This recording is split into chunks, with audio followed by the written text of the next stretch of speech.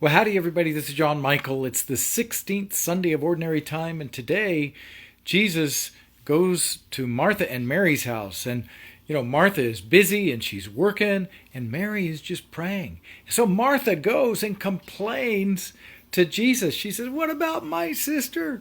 She's not doing any work. Get her to get with it, Jesus." And Jesus says, "Martha, Martha, you are troubled about many things. Only one is required. Mary has chosen the better part, and she will not be deprived of it." This is the contemplative life. We live in a troubled time, don't we? I mean, there's all kinds of bad stuff. We got ISIS or Daesh or ISIL or whatever you want to call it going on. We got attacks happening. We got political problems in Europe, in the United States. This is a scary time, and we tend sometimes to think, oh, well, we'll go do this and this and this and this. Now, don't get me wrong. Action is sometimes necessary. But the greatest thing we can do for the world right now is to pray.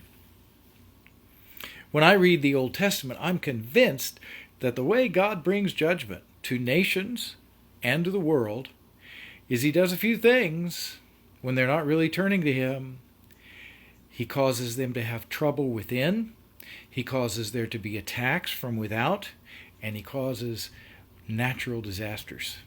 And these things are meant to wake them up. Wake them up. Hey, turn back to God.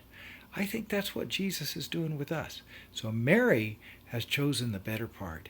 Turn back to turn back to Jesus with the example of Mary. And then when we go to do our work, and we will, it's going to be filled with power.